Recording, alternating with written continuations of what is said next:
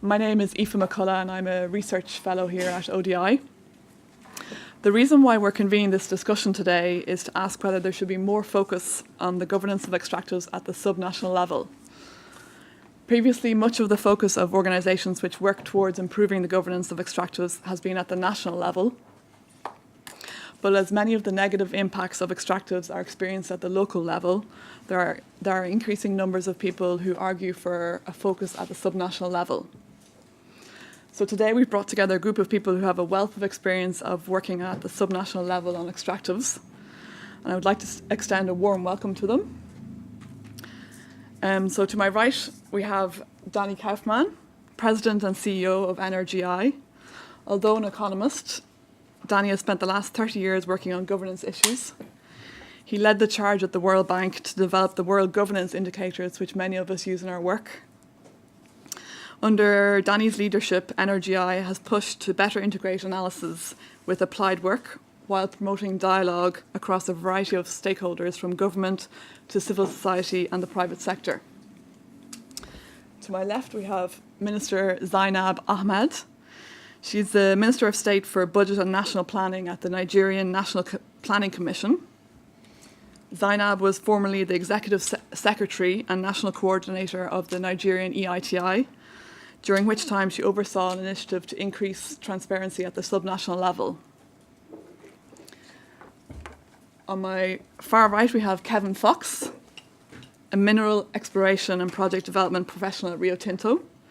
He was the former exploration director for Africa and Europe and has worked with Rio Tinto in Botswana, Namibia, Zimbabwe, Brazil, and Argentina, overseeing exploration and project development in uranium, diamonds, iron ore, coal, bauxite, and fertilizers.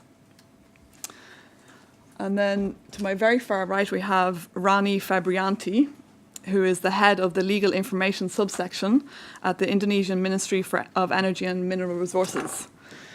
And Rani speaks to us at a very interesting time as Indonesia is set to revoke 4,000 mining licenses which have failed to meet their legal obligations. And then to my far left, we have James van Alstein, Associate Professor in Environmental Policy and Co-Director of the Sustainability Research Institute at the University of Leeds. He has just led a 3-year project working with local partners in Uganda that explored opportunity for local level accountability in the oil-rich regions. So hopefully Danny's all plugged in. Maybe battery will do it. Yeah, he's going to introduce us to why governance at the subnational level is different, and based on research that NRGI has carried out, will outline their recommendations for improving governance at the subnational level. So following Danny's introduction, we will turn to our panellists to get their reflections on whether we should be focusing at the subnational level, and based on their experience, what the challenges are. And following the panellists' reflections, we will open the debate to everyone attending this event, including those online. We have a large number of people attending online. I think it's up to 70 at the moment. They are joining through our live stream and are welcome to post questions, which I will receive on this iPad. For those of you on Twitter, we encourage you to participate in the debate using the hashtag Extractives. And as you can see, this event is being filmed. After the event, we'll send you the link to the video and a summary of the event. So without further ado, I'll hand over to Danny for his introductory speech. Thank you. Thanks very much for introduction. And for all of you, including bearing with me, including our colleagues, esteemed experts, panelists, I've just arrived literally from the United States, and courtesy of an American airline, very delayed flight, so straight here. But I'm pleased to see that Zainab told me that she faced the same, so we have some common challenges from different places. Now, why working on subnational governance is really necessary in resource-rich countries? Why we, in particular my colleagues, felt very strongly about that already many years ago, and that's why we're here today.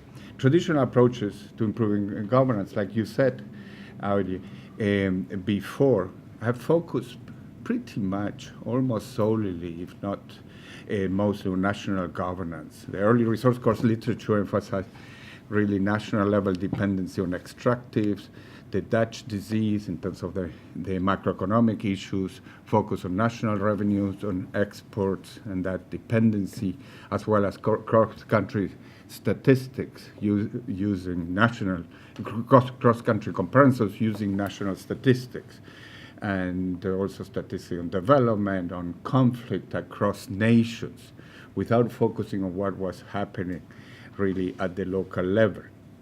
Now, frameworks and initiatives have been developed to address this issue of the so-called resource curse, particularly at the national level of the past decade or so. Take, for instance, the Extractive Industry Transparency Initiative, or EITI. We have Eddie here, I'm in the board also, and so is Zainab. So we're very, very much committed to that. It's very important. So it's a natural resource charter that we have developed at NRGI that have, by and large, focused on the best outcomes for the country as a whole, engaging national policymakers and civil society actors.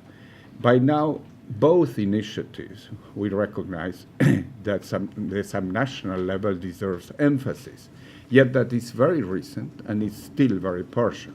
They have yet to be much more fully integrated into this framework initiatives, and the issue of how to involve key actors is still, by and large, very much pending, although there are some very interesting particular initiatives, some which are showcased in the study, some that I'm sure my colleagues in the panel will discuss. For many years, and that's for full disclosure, preceding my arrival to NRGI, there were innovators in our organization that saw the importance of subnational governance. Well, I don't know, why is Matteo? There, Matteo, Varsha, I don't know. Varsha, Rebecca, you yourself. So the work took place, but it required really work from absolute scratch. And that is what is being showcased now after many years of that research and analysis. And that's what is summarized. It's a set of 7 studies which is summarized in this synthesis paper, the Subnational Governance in Extractive, which is one of the papers mainly featured today. One of these 7 papers scans the literature on the questions of whether there has been a subnational resource curse. The review finds that the evidence is mixed. There's nothing deterministic about it, that at the local level there has to be a resource curse, but it is found that it prevails in some settings, yet not in others. For instance, real income levels increase in communities living closest to the mines compared to other communities in the countries. But then other studies found that in terms of public spending, given the sudden increase in public spending by localities that were extracting resources suddenly or because of price increases in minerals and so on, that sudden increase in public spending caused more harm than good. So obviously there is a mixed picture, and that requires much more study of what is it. It would be much easier, much simpler if there was always a resource curse or there was never one. But that complexity and mixed evidence, it's already very much a signal that much more in-depth work was needed and is needed in the future.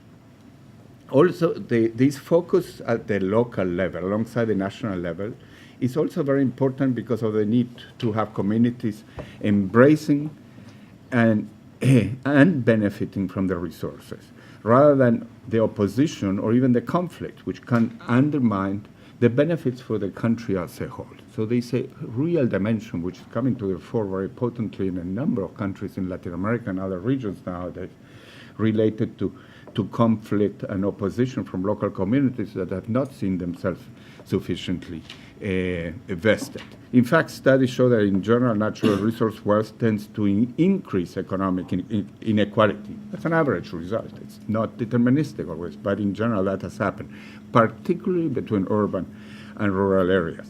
In fact, one of the studies in this compendium of studies here indicates that there have been 20 resource-fueled civil wars since the Second World War.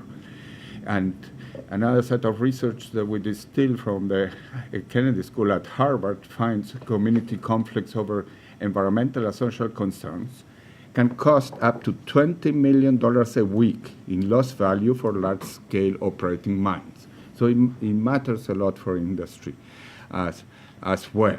In fact, Ernst & Young, in a recent analysis, found that losing a social license to operate among local communities was one of the absolute top risks facing the mining industry, well ahead of the price volatility or finding appropriate talent. So at the practical policy level, it is not trivial that some important subnational initiatives have come to the fore as a result, such as the negotiation of community development agreements that some of my fellow panelists may refer to.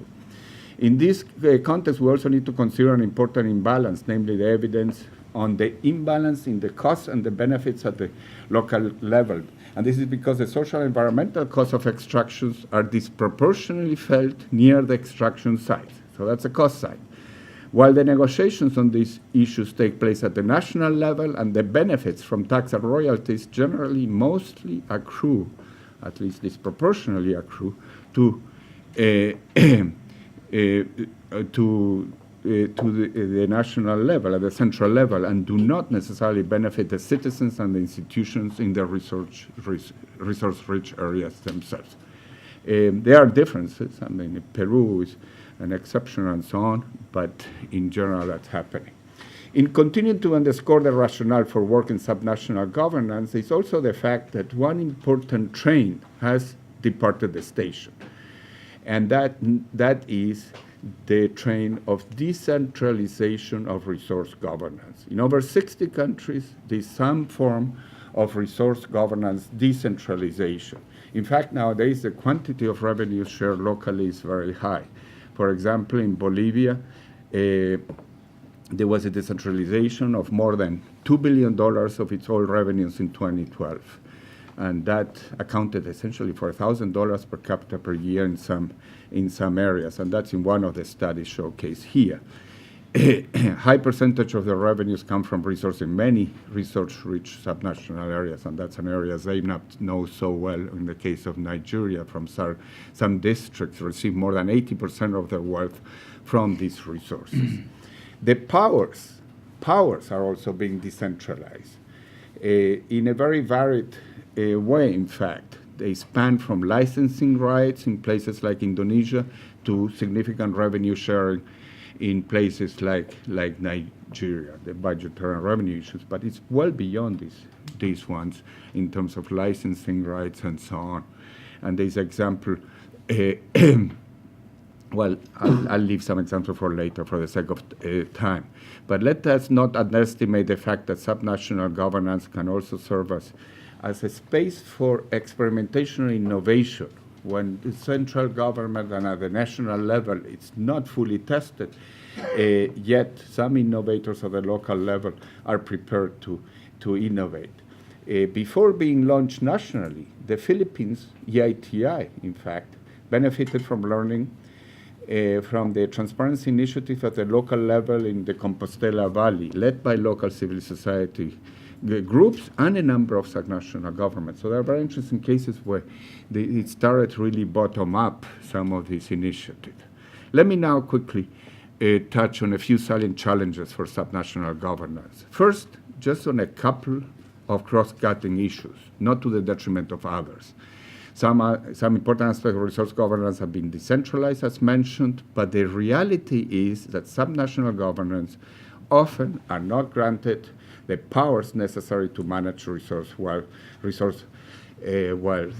well, and they don't have the institutions prepared to do so. Often also subnational governance are constrained by national policy from either saving or borrowing resource revenue, as an illustration on that. There is also the issue of the power, power and institutional asymmetries, lack of symmetries between national and local government that distorts policy and decision making, as well as distorting the implementations of these laws and policies. That sounds lofty enough, so a case in point to illustrate is a frequent lack of enforcement or collection powers by local government towards the national government or towards the companies. So the monies that are due to the communities are not collected, even if they are due to them. One of the studies we showcase very practically such challenge. This happens in Asutifi, Ghana, which became resource-rich when Newmont broke ground on a gold mine in 2006. Via transparency, civil society involvement, and ourselves, we got involved with partners and helped with advocacy and transparency initiatives that help in that context, that also showcase case here. Now, it is important to consider the challenge of national governance in a holistic and integrated matter. So I've been giving some snippets and compartmentalized components that are important to consider. But at the end of the day, there has to be a more holistic and integrated framework, both in terms of analysis and the sets of recommendations. And here, there's an initiative like EITI, I'm sure with Eddie, there will be more discussion later, and with Zaina. But also I wanted to mention the Natural Resource Charter. Very quickly, it's showcased here in terms of the as a framework that basically sees all the challenges and the opportunities from the moment of the decision to discovery, decision to extract or not, how to get a good deal, managing revenues, and investing in sustainable development. This is in very simplistic way. There is a whole framework. But that was developed mostly, not only, but mostly for national level issues. And what we have been trying to do is map our work, the recent work at the subnational level within and towards that framework. And here, and I'm not going to bore you and take much more time by reading each one of the studies. These are the 7 studies that are mapped to the different, the studies showcased today, which are mapped to each stage in this decision chain in the charter that ranges from the question that we were just discussing, the evidence of the subnational resource course, case studies like Indonesia about assessing mine licensing, the natural resource revenue sharing, which is very important, management, mineral management issues, and direct social expenditures. In addition, obviously, there is the summary paper, which is overarching in this context. Let me conclude now by briefly mentioning a couple of core issues we have focused on at NRGI, noting that there are others too, but noting even more importantly that there are other organizations that have written authoritatively with a lot of expertise about other policy challenges, such as social and environmental issues, or the community development agreements which discussed, which are extremely important. So here, let me just mention one regarding the decision to extract early in the chain. The issue of licensing, the analysis that we have done at NRGI of Indonesia and other decentralized licenses system, and there is a case study of Indonesia, and identify problems in coordinating national and subnational licensing systems, and led to all kinds of challenges in overlapping claims to titles across subnational jurisdictions and so on. These, I'm sure Rani will discuss in more detail, so let me just mention that also in this study, there's a very interesting case study in Argentina, which I will not elaborate on, so I get to the end of my initial remarks. The second aspect is on the getting a good deal. So that's where the local content initiative and other studies are there. Let me mention in that context that when we did the 2013 the Resource Governance Index, for which we're going to have another one early next year. But in 2013, we found that 30 out of the 58 countries assessed there had some forms of revenue sharing in place. This is incredibly important, and with UNDP at NRGI, we have a review of all revenue sharing systems, which is one of the studies here. And they show that when they are poorly designed, they can increase conflict and, create other kind of challenges to local governance. The revenue sharing system must have clear objectives, be rooted in national consensus, be transparent, and match assigned revenues with subnational governance to be effective. There's also, finally, the very compelling case I wanted to mention of Myanmar, where revenue sharing has become an absolutely fundamental issue during the political transition there, particularly as an opportunity to end conflict in some ethnic minority regions. Again, we can discuss that later. It is there. I'm not going to get into the details of what's found, the major findings in this study, which was very widely disseminated in Myanmar and created a lot of debate and discussion, but it's part of that, another one of these set of reports about sharing the wealth, a roadmap to distributing Myanmar national resource revenues. And it does outline the key principles to design a well-structured system in the country.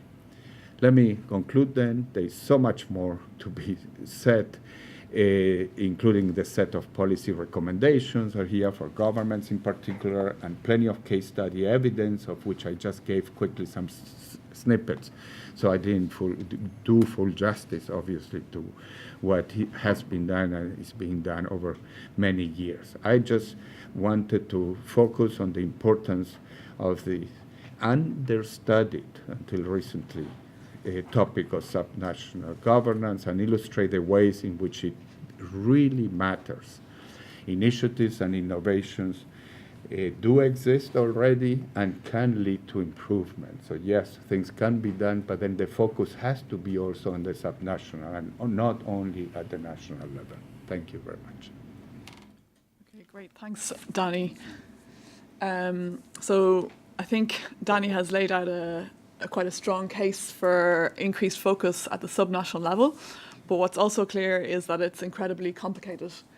And our panelists are going to describe their experience of working at the subnational level to really bring out the complications that can be experienced at the subnational level.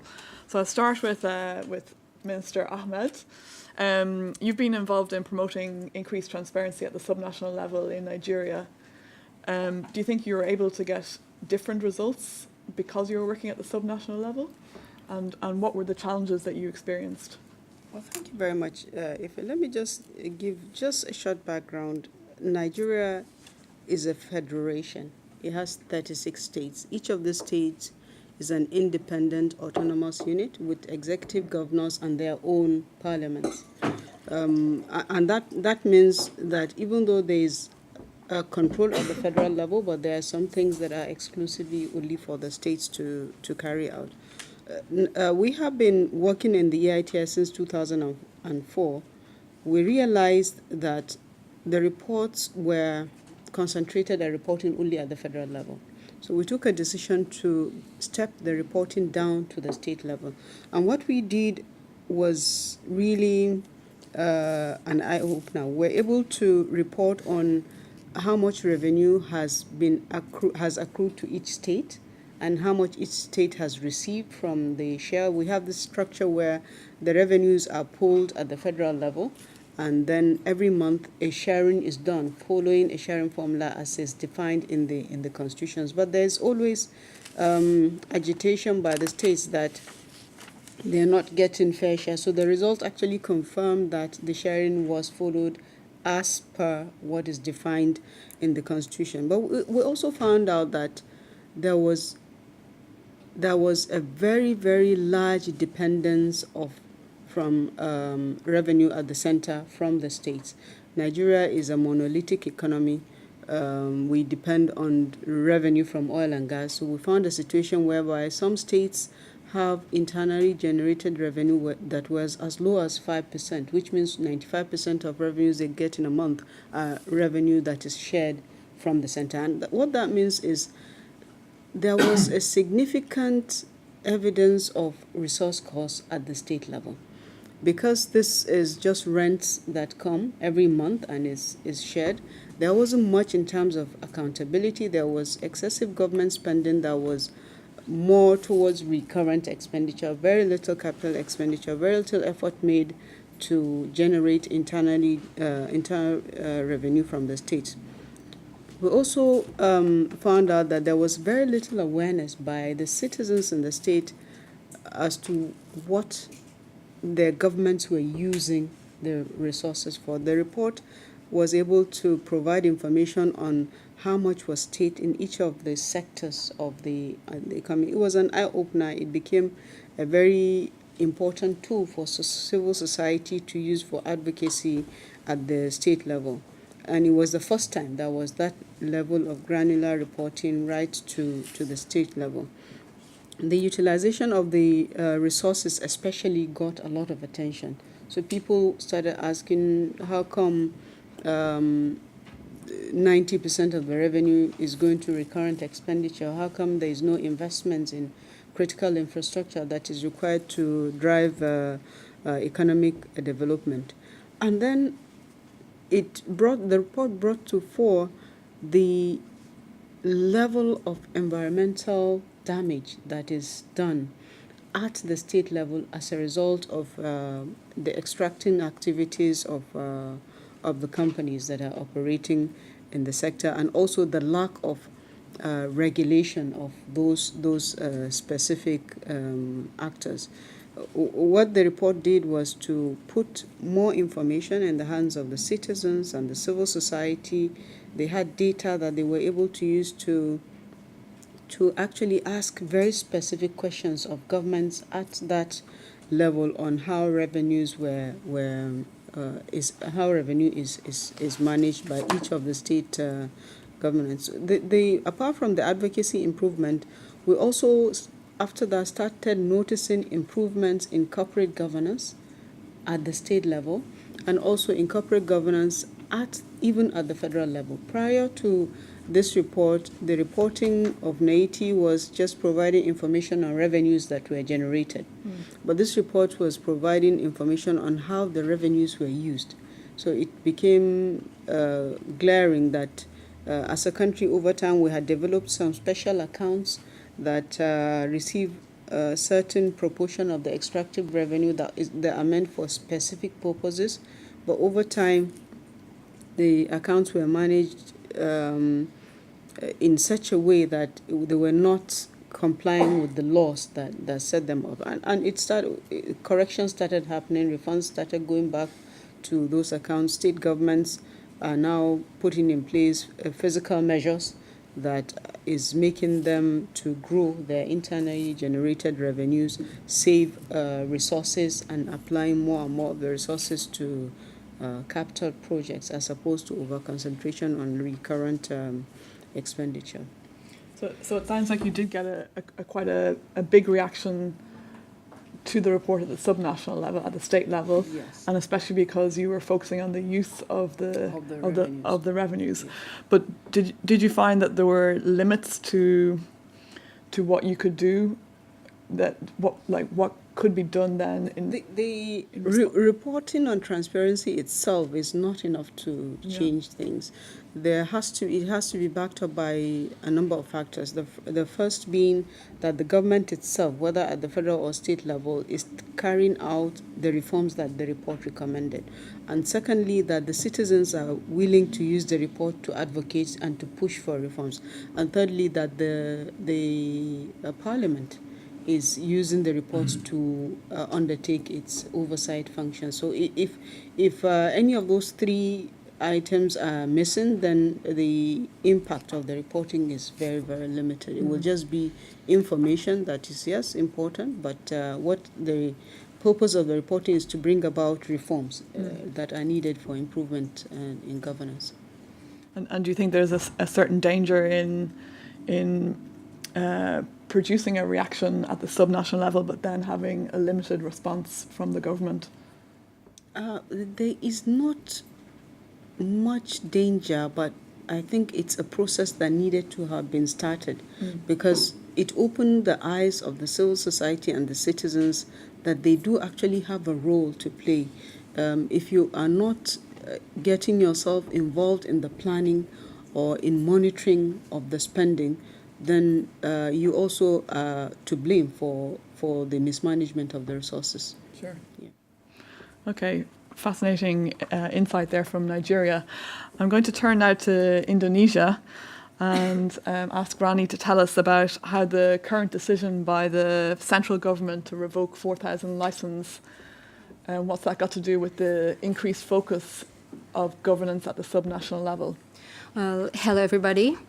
First, I'm going to explain about Indonesian situation because it's going to be different with other country. We are started the decentralization in 2001 because it was triggered by Asia economic crisis, but actually because we are the biggest archipelago country in the world. We have 17,700 islands, exotic islands, and we are home of the hydrocarbon and mineral deposits that lies across our country. The size of our country may be the same distance between Istanbul to London, so we are very big.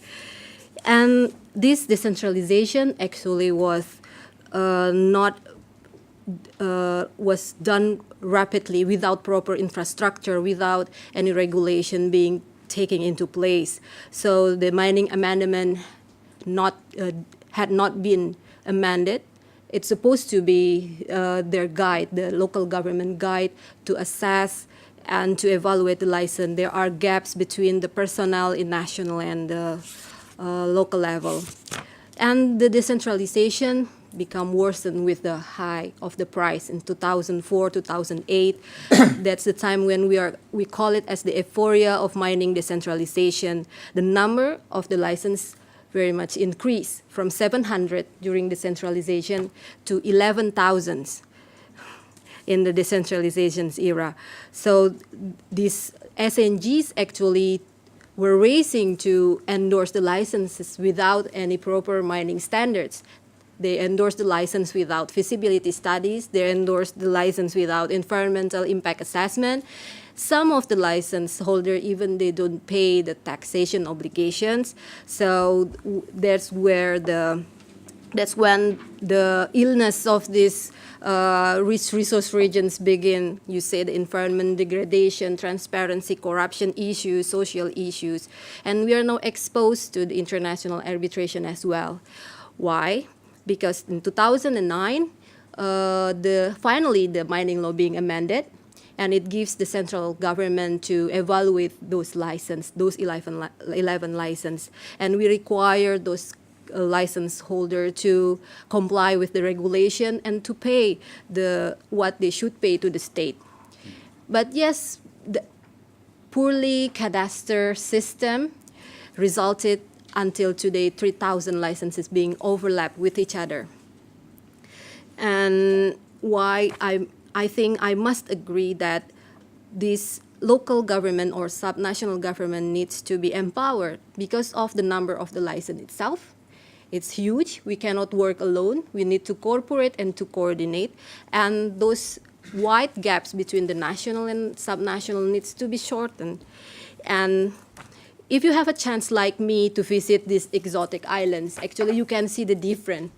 2007, 2010, and now if you can fly directly to that remote island. Indeed, it is expedite infrastructure development. You can eat at it's international restaurant chain. You can eat in Pizza Hut, KFC, and you can sleep in a very fancy hotel, Ibis, Novotel. I'm sorry for the brand, but yes, but I can see here that I think new sector entered into that region, at least tourism, for example.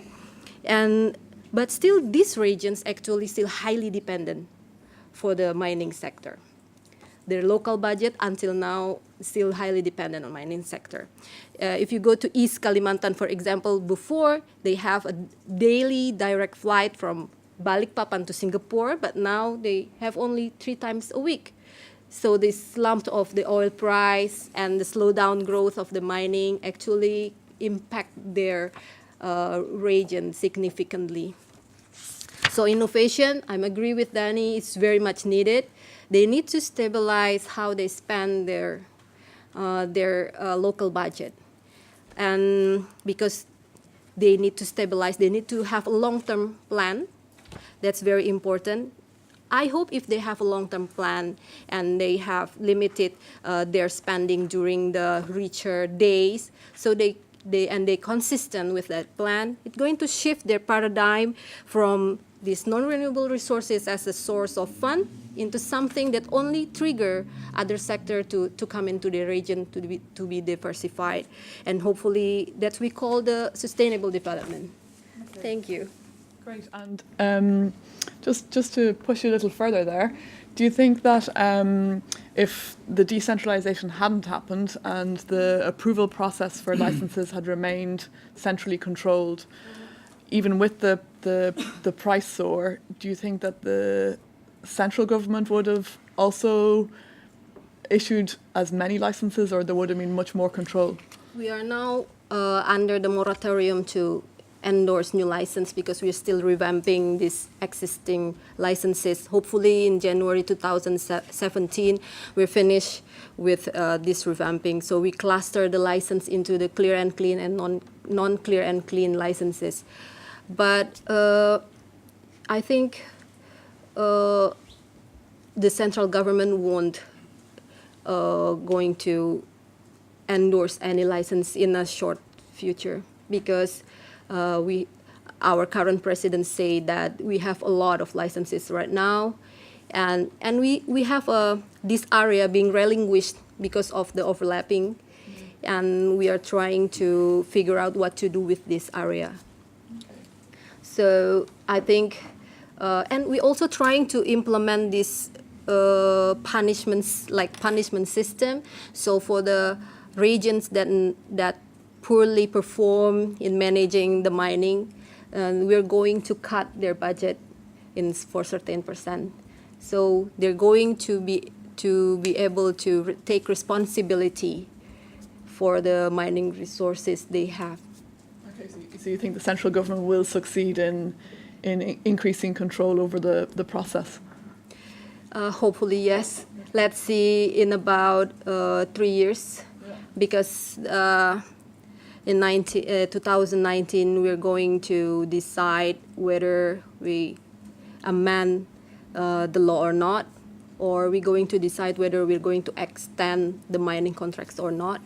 So let's see. But I think this is a very positive approach to expedite the infrastructure and to give more power to the local government. Okay. So there's a good argument to be made for focusing at the subnational level from the point of view of communities, but from the point of view of companies, Kevin, I'm going to bring you in here. If you have a large project and that if you are negotiating at the subnational level, it can mean that you're negotiating with several entities rather than just one single entity. Does that complicate things for companies?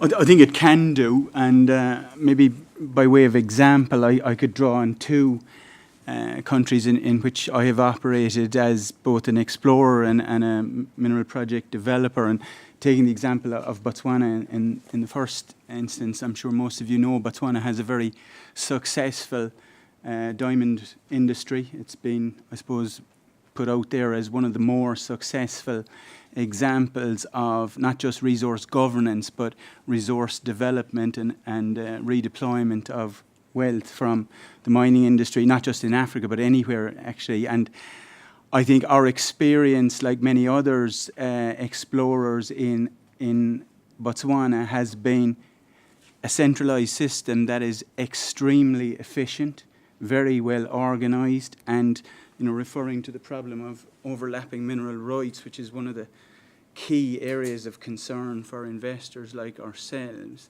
It has a very, very well organized system managed from the center. But to give an example of how that is delegated to the local level, I was previously involved in negotiation of access rights at the local level in Western Botswana with Bushman tribes in that part of the world. And I must say the ability to recognise the necessity of having a local agreement with the community, which is, you know, reflective of how Rio Tinto operates and the local level agreements we make, fitted very well with the national level administration of mineral rights, which is so important for us to give investors confidence to be able to go ahead and make an investment. I just wanted to touch on, you know, the whole mining cycle and refer to the fact that investment in mineral exploration is a high-risk game. The reality, unfortunately, is that most projects we take on are not successful. So the ability to move a project from an exploration project to a development project is a symbol not just of success in the scientific sense, but also confidence that the investor has to invest very large amounts of money in projects. And, you know, in the current environment in particular, with depressed commodity prices, that takes a lot of confidence from shareholders, from boards of government, etc., from companies. So having the confidence in the administrative capability of the government is one of the distinguishing factors that companies like Rio Tinto use when deciding where to invest. And not just in terms of, I'm talking about prospectivity and developability, but also the governance is absolutely key to making those decisions. So I would point to Botswana as an example of a country which has a very well developed and extremely efficient centralised system. To take another perspective, drawing on my own experience and perhaps offering some personal perspectives, I was involved at the other end of the spectrum in development of a very large potash project in Argentina through the 90s and early 2000s. And that involved operating a mining operation in western Argentina, in the province of Mendoza, along the border with Chile, but exporting what is a bulk commodity through 4 other provinces to the port in Buenos Aires province. So we were dealing with 5 provincial authorities on investment on a very large scale of the order of $4 billion. And one of the challenges that absolutely faced us, in fact stymied us, and subsequently when we sold the project to Vale, also sterilised the development of the project, was the inability to get agreement between the provinces, Mendoza, where the project was producing the potash, but the rail corridor through the other 4 provinces to the port in Buenos Aires province. The project is still moribund today after a total expenditure of probably in the order of $3 billion. And while that's not the only reason, certainly the complications arising out of delegated authority to the provinces, I'm talking about royalties, etc., taxation agreements, etc., was a contributing factor to our inability, and subsequently I think Vale's inability to actually get that project moving. So perhaps that's 2 perspectives that I could offer from my own experience on some of the issues we're facing here. I mean, I think, again, at a personal level, I would say there is certainly a case to be made for horses for courses. And, Botswana's mining industry is very different from Argentina's, very different from Chile's, from Brazil's, etc., or Australia's, for example. But there is no doubt in my mind that a degree of centralisation, of control, of mineral allocation, geological data gathering, etc., is one of the key incentives for investors like ourselves to go forward and develop mineral projects in developing countries. Would you say if a country has quite a decentralised structure, that Rio Tinto would be a discouraging factor in your assessment of an opportunity? I think I would put it a different way. What Rio Tinto, and I'm sure most investors, look for is clarity and certainty. And the time frames for projects that we talk about are of the order of 30, 40 years. The scale of investment we're talking about, we don't seem to be able to do anything these days for under $1 billion. So having clarity around legislation, allocation of mineral rights, community agreements is the key feature for us. Whether it's done at the local level or whether it's done at the central level, I would say that's the overarching principle that we have to have certainty around because of the risks being so great. I mean, I've described two situations where I think there's contrasts between the way it's done, but what stands out for me in the case of Botswana is the clarity and the certainty, and that is the reason, I believe, one of the reasons why Botswana has been very successful in attracting investment and development and wealth, not just generation, but distribution in its economy as well. Okay, great. So, I know you want. No, can I push? You can jump in, but just Or a question? yeah, Or a clarification? just a yeah. No, because Argentina and Botswana are very interesting cases. But let's keep in mind Argentina, sorry to be politically incorrect because I'm from Chile, but Argentina has not been known, exactly, has not been known in the past at least for having particularly enlightened policies, clarity. Well, that's a perspective, obviously, Daddy, but from the other side of the Andes. At the central level, and one has to be careful not to infer that the problem is because of the different jurisdictions, just at the provincial level, because the tone and the policies are not set correctly at the national level. I don't even know, in the case of Botswana, everybody knows how enlightened they are, but it has a completely different Absolutely. setup in terms of the decentralization issue is not that relevant. So what about Argentina versus the US is very decentral, or the Brazil? So anyway, Let's just park that, that debate. We can come back to it again. I'm sure we will. Because we will want to involve the audience as well. As a Chilean, I could not. We'll allow you. So I just want to move to James, because he also has some really interesting perspectives from Uganda, in working with civil society at the very local level in Uganda. What would you say is different about ensuring their involvement and their inputs are influence the development of a... Yeah, no, thanks for that. So I guess the first question is, what do we mean by local? In the last meeting I went to, it was either local, or local content. So we need to kind of clarify where we're at in terms of that. In terms of civil society, it's complex. It's not homogeneous. So we need to understand that there are competing networks within domestic contexts. Some are advocates, some are working in consensus with government, and some are doing research. So to try to be able to unpack that is really important. And then the sort of scalar dimensions of that. So you have international NGOs working with domestic NGOs trying to get access to communities, but who actually speaks for community? So typically they then network through community-based organizations. And the extent to which they have legitimacy at the local level is contested in certain contexts. So I think that's important to really understand the complexity of local, or of civil society when we're working in these contexts. And I guess there's also the problem of if you want to connect directly to civil society, that they don't actually have the capacity to respond and to formulate their position in a way that can be comprehensible by outside actors or by companies. Yeah, I mean, I think it's important to listen, though, to those community voices.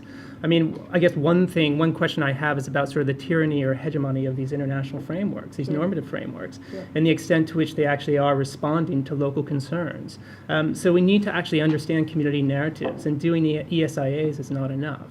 And so the extent to which this work is actually engaging with those local concerns, with the most vulnerable in those communities, is important to evaluate. So I recommend, and I think some companies are doing them, social assessments, perception analysis.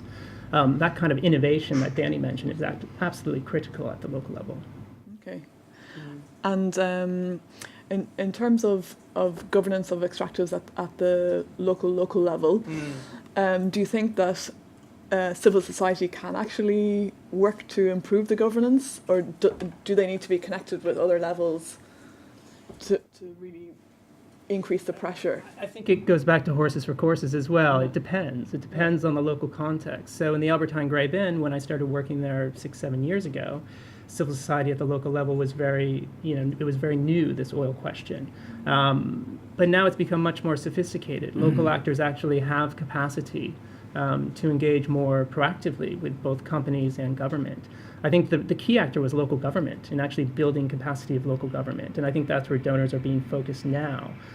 Because we have the international norms and frameworks, these local CBOs, like I recommended to you, instead of me getting one of them here today, but they do fly around the world, and they're building their capacity in Norway, in the US, etc., through the NRGI and other organizations like that. So I think there is lots of capacity on the ground. Whether or not they go to work for the private sector is another question. Sure. But typically you see a lot of overlap between the community liaison officers and, usually they're married to a local NGO activist or something along these lines where we work. So there's lots of crossover between civil society, the private sector, and government at the local level.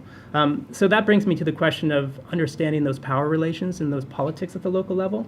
And one area of critique of this work, which I think is excellent and is important in this framework, is to really understand that local political economy. I think donors are doing more work now on sort of national political economy. They typically do an assessment before they do their donor programs around extractives, but very rarely is it actually done at the local level. So actually engaging in the local politics. So what do we understand about the traditional leaders, the local authorities, the presidential appointees that are working there, that actually the security officers, the different clans that are working in that context. So do we really understand those dynamics? And we've had issues when we've tried to go in. Typically, I work in a team made up of a variety of different people, from the local context to the domestic NGOs to international experts as well. And it's absolutely critical that we have those local representatives on our teams. Otherwise, we just don't understand what's going on. Sure. So if we try to invite people to workshops, or we try to get access to communities and there's not a good reception, why? And so we need to get that insight. So there needs to be some sort of political economy or power analysis done at the local level. So a political economy analysis right at the very start as part of Absolutely the assessments. And I'm sure that companies do that to some extent. I'm just not sure that governments really are tuned to it, because oftentimes they're, again, it goes with the 5-year election cycle as well. We get new local government representatives there. The technical officers may stay the same, but typically, there might be a different steer. They don't want to work with our multi-stakeholder process now because it was the previous, local government chair that was actually leading it. And so it is complex, but it's necessary. Okay. Lots of really interesting and diverse perspectives there. I want to open it out to our audience now, and also those of you online. Keep on coming into your questions, and I'll receive them on this iPad and then read them out to our panellists. But I'll start with a round of 3 questions from our audience here.